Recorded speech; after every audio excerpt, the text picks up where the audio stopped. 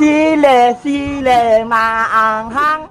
Tubig, tubig, malamig. Oh, taya ka na, bebang. Hala, madaya ka naman, princess. Hindi ka naman marunong. Hindi kaya, ayaw mo lang mataya eh. Ikaw na lang, Mother Iska. Palitan mo si princess. Sige, Iska, ikaw na lang para hindi magreklamo si bebang. Oh, sige. Yahoo! Sile, sile, maanghang. Tubig, tubig, malamig. O, diba? Ikaw talaga taya, bebang. Sige na nga. Iska, takbo na tayo. Sige, tara na. Huwag naman kayong tumakbo ng mabilis. Ang dami mo naman reklamo, bebang. Takbo ka kasi. Sige na nga. Akala nyo mabagal akong tumakbo, ha?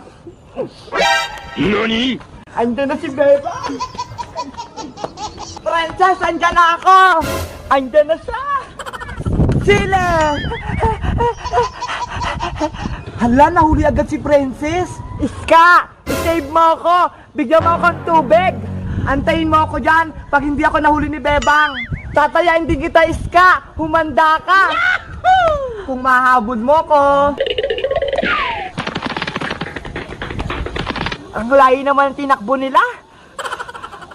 Iska, malayo na narating natin. Uwi na tayo. Oh, no!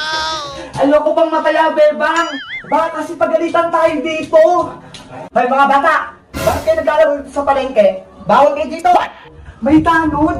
Uhulihin tayo yan. Iska, lagot. Nakita tayo ng tanod. Punta nga kayo dito. Asa yung mga magulang nyo? Takbo na tayo, bebang. Takbo na tayo. Hoy, hoy, huwag kayo tumakbo. Asan yung dalawa? Kanina pa ako dito, ah. Ayan na sila. Ang bibilis silang tumakbo. Princess, magtago ka na. Bakit? Nanay! Oh, no! Hala, may tanod. Dito tayo magtago. Bebang, bilisan mo. Halika rito. What?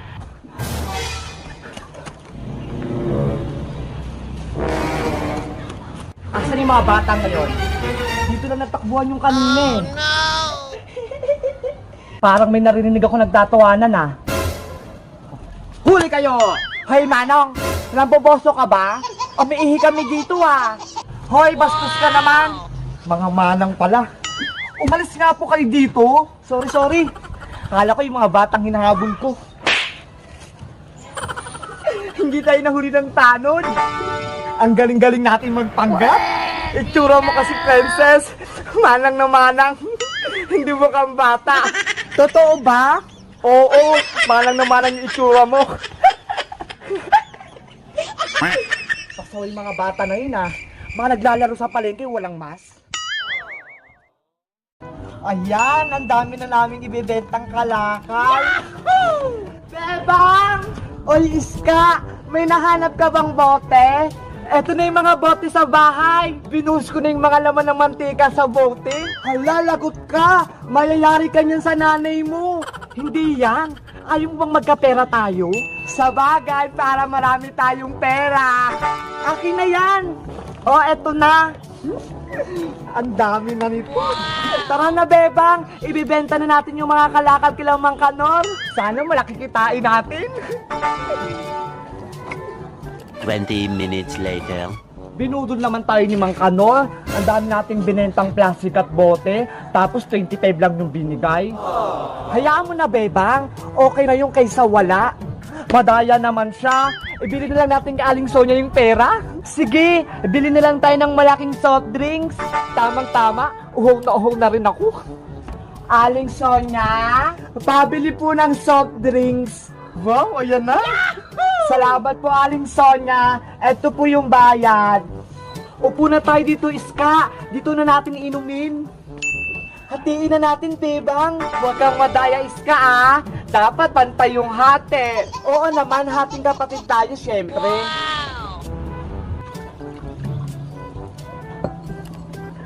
Oh, eto na sa'yo, bebang. Hala!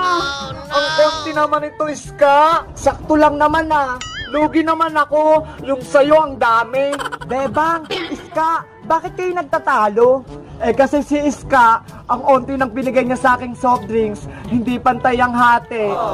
Pantay kaya? Patingin ako. O tignan mo. Ayo nga Iska, mas madami nga yung sayo. O diba? Sabi ko sa inyo eh. Anong gagawin namin? May naisip ako. Ano yun, princess? Ako na lang maghahati para walang dayaan. O sige, para walang daya. Okay. Para mahati ko ito, iinumin ko to.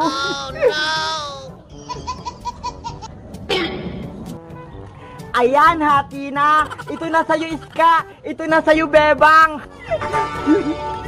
Hala, mas konti naman yung sa'kin. Eh di pantayin ko na lang ulit. Akin na.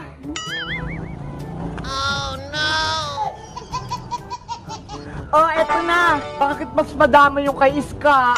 Hindi ka naman pantay maghati, princess. Hindi pa rin ba pantay? Ito mas madami, babawasan ko pa.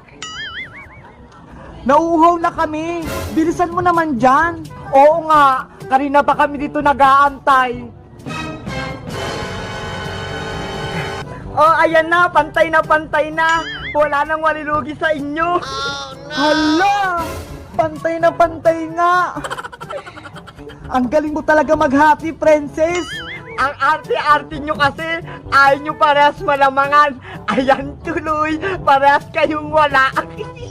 Inubos mo yung soft drinks namin. Hoy, princess, palitan mo yon. Lagot ka sa amin.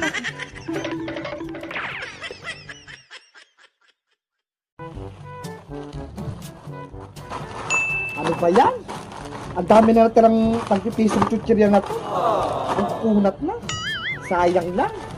Paano ko mabibenta to? Ay, ayan, bibili si Bebang. Pabili po, Aling Sonia. Bili ka ng mga chichiryang to. Masasarap to. Hindi po yan yung bibilihin ko. Ano palang bibilihin mo? Pabili po ng pansit canton, yung hindi maanghang. Pansit canton? Sige, teka lang, kukunin ko. Oh, eto na, Bebang.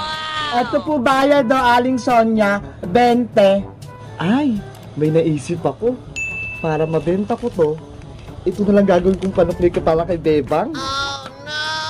Oh, eto na sakli mo, Bebang.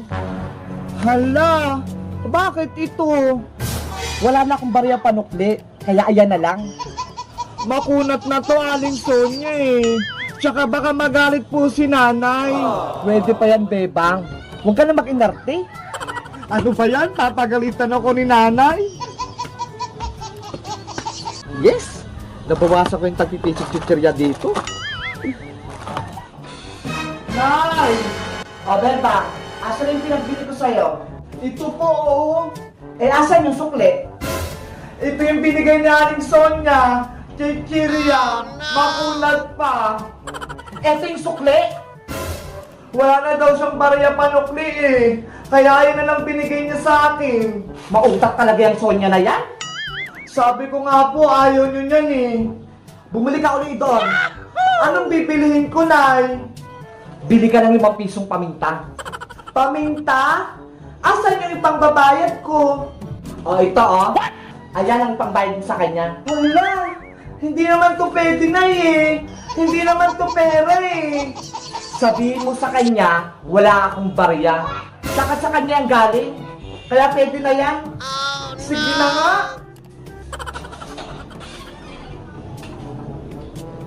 Pabili po ulit, Aling Sonia. Ano na naman bibilihin mo, Bebang? Paisa-isa ka naman? Pabili po ng 5 pisong paminta. Paminta ba? Durog o buo? Durog po. Tulad ng pagdurog niya sa puso ko. Umuhugot ka pa, Bebang? Eto na yung pamintang durog mo. Salamat po. Asa na yung bayad mo? Eto po, oh. Ano to? Ayan po yung sukli nyo sa akin kanina. Di ba po sabi nyo sa akin, pwede pa yan? Tsaka sabi ni nanay, wala daw siyang bariya eh. Kaya ayun na lang binigay niyang pambayad. Pauta ka talagang bata ka? Manang-mana ka rin talaga sa nanay mong sitang? Iska! Iska! Ano yan, Bebang? May ipapagawa ako sa yung challenge. Ano ba yan? Huwag kang maingay. Baka marinig tayo ni nanay. Kinuha ko lang tong nilagang itlog na ulam namin. Lagot ka na naman kay Aling Sitang yan. Hindi niya yung malalaman, kaya bilisan natin. Ano ba kasi ang challenge mo?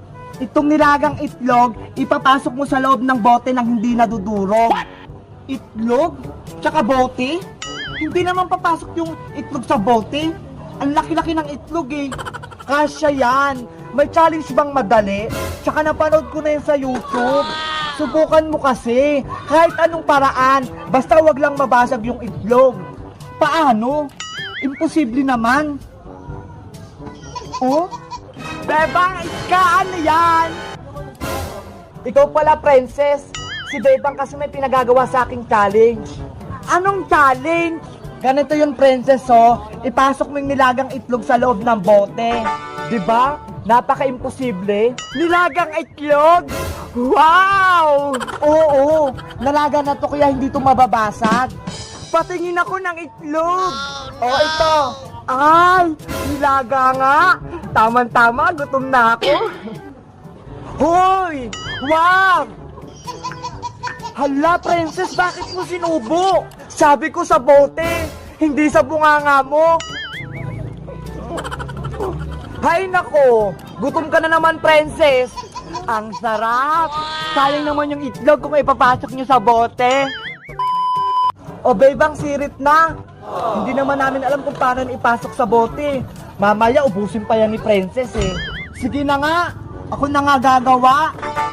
Ginagawa? Ayan, dapat maglagay muna kayo ng maraming usok sa bote. Tapos ilagay tong itlog. Wala naman nangyayari. Antayin nyo lang kasi.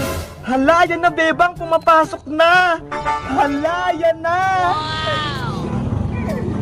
Ay, ayan, pumasok na. Ayan na, nahulog na. Sabi ko sa inyo eh. Wow, ang galing. Diba, sabi ko sa inyo, magic. Hala, si Nanay Sitang. Anong magic? Hala, lagot. Anong ginawa mo sa ulam nating itlog? Nasa loob na po ng bote. Oh, no! Ito, yung itlog ko. Ano pang ulamin natin? Yari na naman ako nito.